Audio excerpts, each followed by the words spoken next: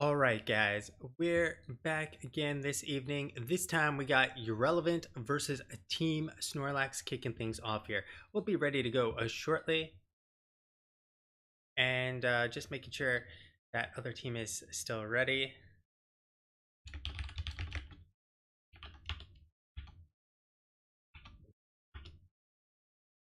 All right, so Yrellevant and Team Snorlax so far this season haven't been doing necessarily the greatest based on their current standings. They're both 1-3.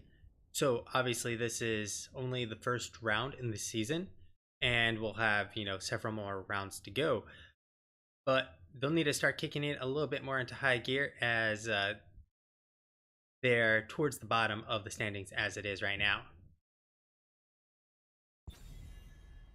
Now, on Cursed Hollow, where we're going to first, I'm expecting global and or macro style of play on this map, largely because there's two game-winning bosses available, and getting that early pressure by taking down a fort early opens up the game a lot for potentially game-winning pushes, unlike other maps that don't have a boss available, like Volskaya. You have to actually pick up the protector in order to push, in comparison to Cursed Hollow. You get double bosses. You can go have that push one lane, go and push together with the other boss, or essentially clear them off the map, get free map pressure, and are able to do a whole lot of good things. So the first ban is going to be Alexstrasza. I'm not actually a fan of that ban, largely because Alexstrasza, for one, like, you could actually pick Anna and counter with her grenade if they tried to go Lifebinder, and this isn't really a map that I'd say caters to Alexstrasza in comparison to like Volskaya. Yes, you are fighting for an area, but that area is one of three. So you need to do it 3 times and pop the dragon in order to get the full value from her. The Rainer ban, on the other hand, understandable, and we're going to see a Genji and Zeratul banned out by Yrellevant. Now, I think a lot of people are sleeping on Zeratul, but because of that, it makes this ban almost worthless unless they've done some studying of Team Snorlax and seen them actually pick up the Zeratul. The Dagger Cane from Team Snorlax, really solid, but the counter picks, just as solid from Yrellevant. Now, the pick Hanzo gives them potential for boss control, very easy boss control. Yrel, great solo laner, that goes without say. And the pickup of Dahaka in turn with the Johanna is going to give them great macro pressure. And the Johanna will give them additional wave clear and a beefy front line, which is always fantastic as well.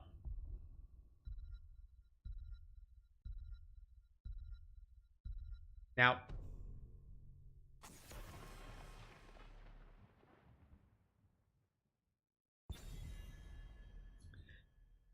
Jaina being banned here, I don't know how I feel. Yrel actually benefits from a Jaina in that she can drop Ardent Defender underneath a Blizzard and get healed up significantly. So I'm not really sure that a Jaina ban is necessary. The Muradin ban, on the other hand, is a pretty solid one. But I assume that means either they want to see the Diablo or they didn't fully think about the Diablo, because this is a map that's actually really good for Diablo. All the places that he can bang you into walls because of the very tight corners. APOC is even viable on this map. So yeah, there's definitely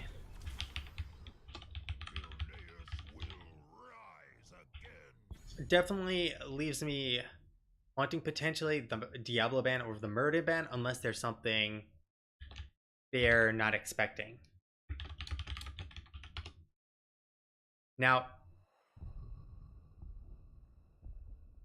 Rhaegar being picked up with Greymane. Greymane is going to have some difficulty between the Blind of Johanna, the Condemn, and the Punish, followed up by Dahaka potentially silencing him, tonguing him, and Decker Kane also rooting him in place and slowing him. The Rhaegar is going to be great at helping to pick up the camps, but at the cost of actual healing output in comparison to Decker Kane. And we're actually going to see Tyrael here. This is definitely a spicy pick because you can't go with... If you go with Last Rites, Sanctification is there to essentially stop it. The problem is Sanctification is a much longer cooldown than Last Rites, and so it's essentially a winning trade there, although you don't necessarily need to only get the Last Rites for Sanctification to get value. That can allow Greymane to do a lot of work unhindered, and thanks to being invulnerable. Now, the Malthael on the other side. This gives them 3 frontliners. Malthael doesn't have nearly as much to be concerned about. He cannot obviously use it on Yrell, and Rhaegar does have the Ancestral Heal to try and prevent Last Rites from doing anything. So basically, it's going to be a little bit give and take. Watching for the Ancestral, then using the Last Rites on someone else who is low, and or waiting for someone to get low while Ancestral is on cooldown. Because once again, Ancestral is a much longer cooldown than Last Rites. Additionally, you can also stop it with Stay a While and Listen. You also have Phoenix with a lot of AoE DPS, but it is still a beefy frontline between the Johanna and Dahaka. To get past them, Tyrael isn't the most tanky, and the Sanctification is where he's really going to get that tankiness. So jumping into the game, we got Dread on that Hanzo, Patience on the Rhaegar, Speedmon on the Greymane, Jamster on the Yrell, and finally Captain Miramask on the Tyrael, and that is going to be Yrellevant with their namesake in tow. On the other side, we got Noob Slayer 76 on the Decker Kane, Noob Slayer 67 on the Malthael, Green Pickles on the Phoenix, we got Kui on the Johanna, and finally, we have Postal Ninja on the Dahaka, and that is going to be Team Snorlax. So, checking out what we got here, we got the Maraud's Insight, the Electrical Charge, so extra range there, the Viciousness, Justice for All, and finally Simple Geometry. Mobile Offense, Laws of Hope, Death's Reach. You actually don't see this very often. On the Pale Horse would have helped significantly on this map for the rotations, but we'll see how this works for him. We got Sapphire and finally Enhanced Agility. So once again, you often don't see people picking Enhanced Agility anymore. They'll pick the Tissue Regen just to be significantly tankier. Additionally, it gives more Essence for team fights, which means that when it's all said and done, the team fight potential you have in staying in there is much better.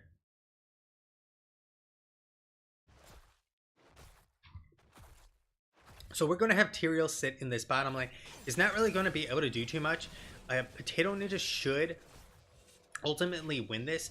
Really, it comes down to Captain Miramask waiting for Potato Ninja to get his sands out. And once he uses that, he can shield it and call it a day and kind of equally trade it out. So we get the early siege camp, immediate pickup on the other side.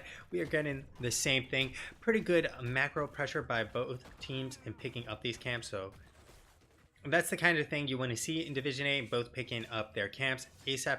Now on the top side, picking up earlier is better because of the fact that the tribute is on the very top. We got Jamps dropping that spray. So saying hello to all you guys who have been watching. So picking them up early is definitely better if your tribute is on your side. for your siege. And the reason for that is because they'll clear it out as a team, and now it's a 1v1 in comparison. And you can see Yrell is actually losing to Malthael. It's kind of this new meta that's developed. Yrell gets countered by Malthael. Malthael is not that strong on his own. It's he wins the lane matchup in that particular situation. So both teams also getting their camps. We have Patience being his namesake, sitting and waiting for the lane to get pushed in a little bit, which will give them an advantage because they'll have this wave matched up exactly and it'll stop a little bit closer to their side. However, in the bot lane, this puts an awkward pressure onto Captain Muramask, as Captain Muramask now has to decide, does he rotate early or does he stay to soak? And odds are he'll have to stay to soak, but Potato Ninja can come up top at any given point, making this a much harder fight for Yrellevant. So mid has been cleared up. Knights have been pretty much cleared up for both sides. Well, they're getting pretty much there. Between Green Pickles and Kui, they're able to do quick work of the Knights as well. And we'll have the rotation over for no one. Really, we just have a Noob Slayer 67 pick that up in a 1v1, which is highly irrelevant to most matchups. Now, you almost always have some number greater than 1, usually 2, 3, 4 in the actual matchup for it. Whoa! Potato Ninja trading up there. They lost to Johanna, but Johanna will be back. They do have the ability. Noob Slayer, though, does try to get it out. Noob Slayer 67 coming in to support his fellow noob. But Jamster and crew are now stuck in a rock and a hard place because Green Pickles coming in with the flank. Patience is going to be going down. The channel will not be successful, and Potato Ninja are looking for some action. So a nice attempt to get Deckard, but the support from the rest of Team Snorlax really on point. Now, that's the difference between good teams and bad teams, and good players and bad players. They'll know which way to rotate in order to survive, and that their team is actually rotating to them, and they will start rotating preemptively even before you start getting attacked, because they'll be expecting it based on your positioning. Now, bottom's pushing just a smidgen. We do have Noob Slayer 67 down here. Rhaegar will be taking these camps alone and taking a look at what talents we have. We will have the Cleanse. We do have Divine Steed, Aegis of Light, so forth. We got the Quicksilver Bullet, so extra range. We got the Stalwart Angel, the Swift Retribution, the full Geometry build, target acquired, combat advantage. Eternal Retaliation is going to be the choice here. Blessed Momentum, so a lot more condemns capable in combination of the two. Nice setup in the bush there. Not the full team there. Noob Slayer 76 coming on in to help support him. There's a flank from Green Pickles onto Speedmon, and Speedmon is going to be tried to peeled by Jamster, but it's not going to matter. Patience is now having to run with his tail between his legs as he is being chased down by Phoenix. So Team Snorlax definitely showing to be a little bit stronger right now. We have the top lane, however, that's been pushed in, but with Curse, with the 1, 2, 3. Oh, Jamster's in a really bad place. Potato Ninja coming on in. We got Noob Slayer as well. A nice knockback from Jamster. He should be able to survive here perfectly fine. 10s are available now, and we are going to get the Isolation, the Lornado. We will also... see the last rights being used in the top lane. Jamster just surviving, but in the mid lane we actually get Johanna going down. So this is, oh, we got the salve and purification salvo coming on out, but no choice. 10 wasn't available to save Rhaegar there, and still Green Pickles and Noob Slayer 76 are going to take this fort pretty much for free. Top fort is going to be going down here very shortly as well. A big old wave. The combination of Potato Ninja and Noob Slayer. Bottom lane actually is held. The good news is bottom's held. The bad news, boss on Team Snorlax's side is much easier to pick up, and that one can march to a core. And they're going to start this off quite quickly, and on the opposing side, they're going to be doing the same. And with Hanzo here, this will be really, really fast. You can actually see the speed at which they're doing it right now. Unfortunately, Speedmon's Bart, they are almost twice as fast here and picking up a boss. Now, there's no way they get across the map, but this is definitely good. They should actually just try and trade up a little bit, push as a group, because they're not going to get to the boss in time. They might be able to grab someone, but I highly doubt it. Yep, nothing going to be accomplished there. So Yrellevant made a great play of knowing that they didn't want to go and fight for the opposing team's boss.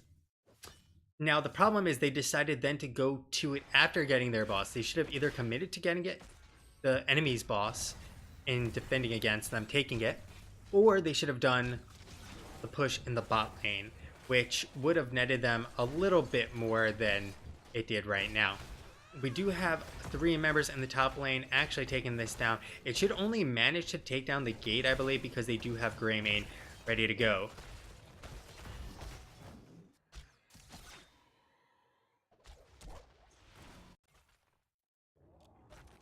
Speedmon is now a Pokemon indeed. I mean, the name just asks for it. Speedemon. Speedemon. It could read like that either way.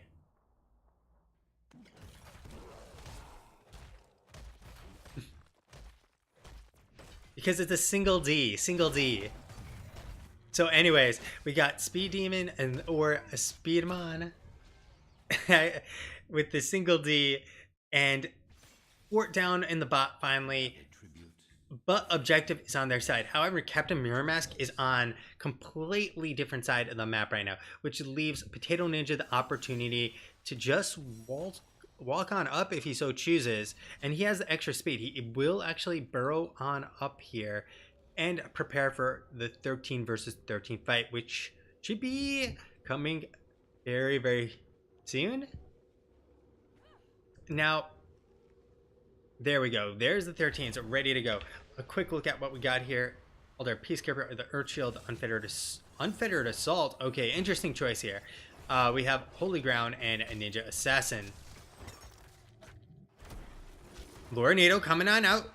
Potato Ninja coming on, zip zooming in, will grab himself a Wild Patience, but the Dragon's out connects beautifully. Sanctification coming out, looking quite good, but they're not getting a whole lot of value out of it. Purification Salvo coming on up, and the last rites. Speed Demon is going to have to get fast, Speed Racer fast, and he will make it on out. So they don't get the kill. Kui getting low here, shouldn't have much available at this point, but Captain Mirror Mask does not have much either.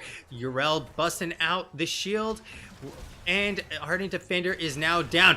We got Speed Demon coming on in, trying to get the booty of Potato Ninja, and Potato Ninja coming on back with the grab with less than 20 HP, surviving. Jabster just coming on out with the heal, taking down Kui, and we got Patience about to go down as well. Ardent, the trait value, and we got ourselves a 2 for 3 right now, a 4 for 2.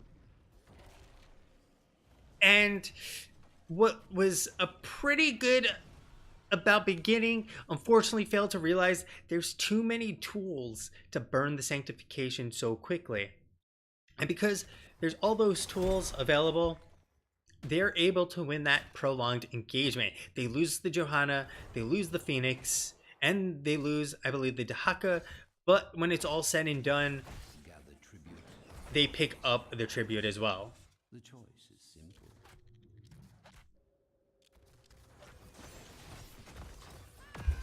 So this is going to be very hard. No Ardent Defender available. No Ancestral available. Sanctification will be available. Go for the Throat will be available very shortly. So they 100% should lose this fight. They lost the fight without being down heroics, and now they'll lose it because they are down some key heroics. Unless they get a pick here. We got Speed Demon coming on in, chewing up some old crusty booty there of Malthael.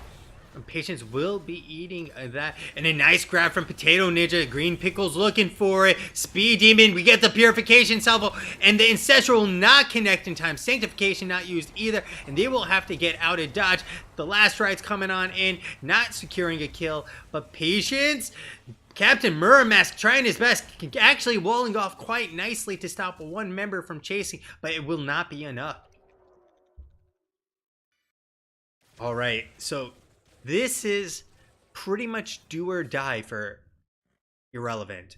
We have a 16 versus 14 situation. 2 out of 3 tributes for the next curse. That means that they will almost 100% be cursed here, unless something crazy happens. The Vide Sea coming on out, looking to escape there. Potato Ninja getting juked. Jamster getting out of dodge. Nice jukes. Welcome to Jamster's Juke City. Population 3. So at this point, it's 15 versus 16. You have to eat the curse, and you have to get 16. Someone should be soaking up here in the top lane, and someone soaking down in the bot lane. But they're actually just getting their night camp, which is going to help defend against the curse. But that's not going to help them get 16, unfortunately.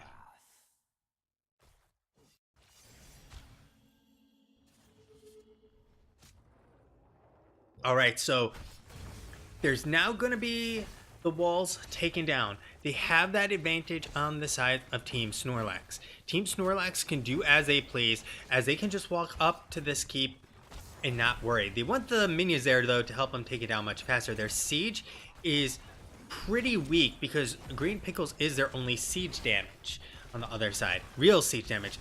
So they're actually going to try and prevent them, poke them down as best as they can. And I don't know if that'll really matter because they've won every team fight so far. The grab onto Speed Demon, the Client's coming on out, the Dragon Nails, Noob Slayer's getting chewed on by Go for the Throat, but no kill has connected. And Purification Salvo coming on out, no Sanctification being used, the Ancestral. And now we got the Sanctification on the turn, but no value whatsoever. This is definitely a communication mistake. Captain Muramask is going to just survive the last strikes. Keep has gone down, and they've managed to survive temporarily. Whoa. Speed Demon, where are you, baby? You gotta get out. Speed Demon is now out of dodge, and they'll be fine and dandy.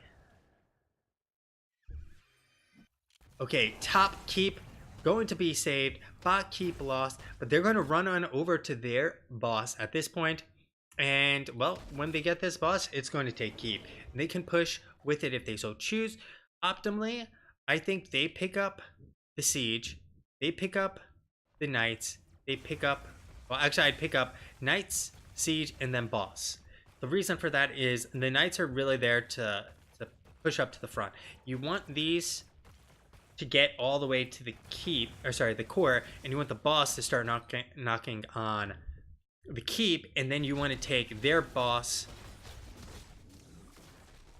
to get that. But Yrellevant will actually rotate over, take the boss, and not look for the defense. They don't have Sanctification. So maybe the best choice actually would have just been to take the bottom boss, not go as greedy as what I said. Rotation from Yrellevant, a little bit slow there. And looking for the fight here would have been very bad. Once again, they are lacking Sanctification and Ancestral, only coming off cooldown at this very moment. So bot lane finally being shoved in, but it's only 50. It's already at 50% this boss. Top boss, well, it is significantly healthier and it has no structures to walk through. So they're gonna have to melt this as quickly as they can. And with Greymane here and Dread on the Hanzo, they should be okay because this is a full simple geometry build. You can see how much damage he actually is doing, and they will save that keep, which is pretty big deal. At this point, it's a 20 race.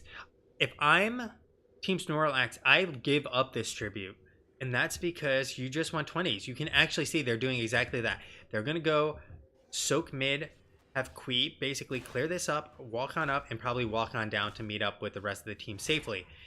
Then they'll walk on up, push this in, and can pressure the core, or get them to have the core pressured In the meantime, we have the towers that'll help them get to 20 very shortly, and the pressure, like I said. And they can also try to bait out a fight here if they walk on in and they can get the gank.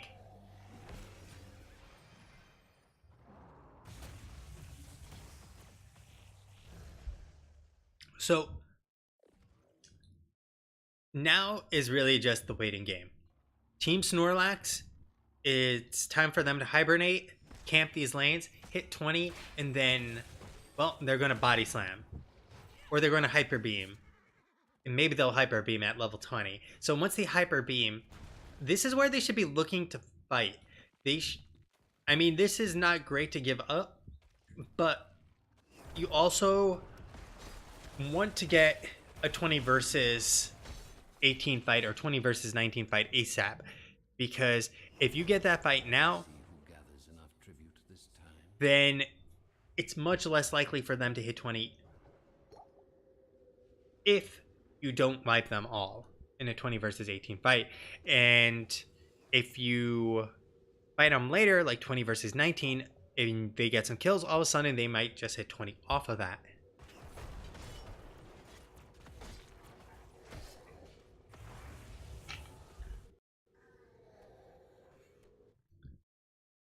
Quee coming on up, going to grab that vision. This is really a, like I said, get out your pillows, guys, because this is going to turn into a snooze fest this game. Unless Captain Mirror Mask actually gets caught out. Blessingel coming out the grab. Captain Mirror is going to need the Sanctification. He's not going to use it. He's going to die here. And that is pretty much going to be the game. Very anticlimactic. I have no clue what Captain Mirror Mask was doing all the way out here. He was like in no man's land. So they're going to be able to walk on up. They have the Johanna tank this. And they take this keep 100% for free. So 2 keeps down. Bosses both will end the game. Tyrael down for another 30 seconds. And 20's still about half a level away. Which means that they need to soak every lane to accomplish getting to 20. But they can't actually go for tribute because they're down Tyrael. So in the meantime, taking a look at what was picked up, we got the Templar's Verdict. We have Earthgrasp Totem, the Eager Wolf, Radric Reforging, and Piercing Arrows. Other side, we had the Auxiliary Shield, Offensive, the Unconquered Spirit, the Holy Fury being picked up for Johanna. You very rarely see Holy Fury as the choice by most people.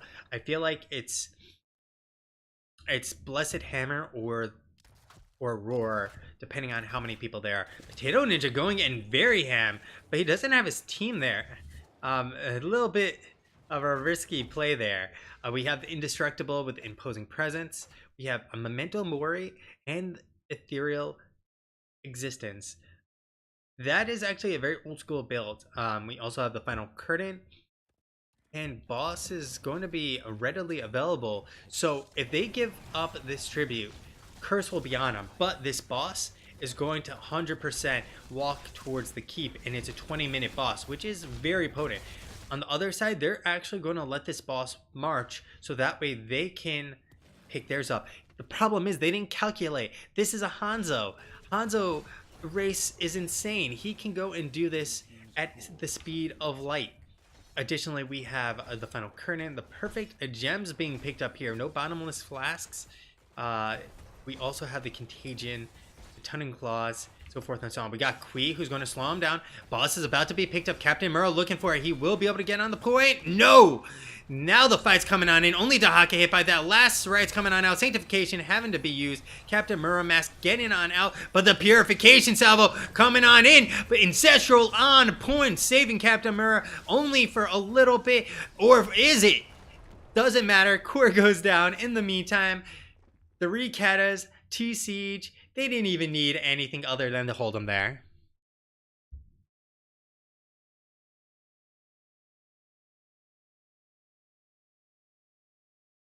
So a very anticlimactic ending there as the Winions take it in the middle of the fight. So they rush to fight for the boss, but they don't clear anything in the bot lane, resulting in pressure that isn't cleared by the boss on its own, and just ending the game while they fight. If we take a look at DPS done, we got Phoenix at the top, Hanzo pretty close, Malthael pretty close. Overall, both teams had roughly similar damage level, damage output. Tyrael, the only tank not looking really the same. In terms of healing output, roughly the same across the board. Not that much healing slash shielding for Yrel, and just a modest amount from Tyrael. If we look at the amount tanked, Jamster definitely tanked a shit ton there, with Dahaka barely having to tank at all, as Kui doing a great job as well, keeping them busy for the most part.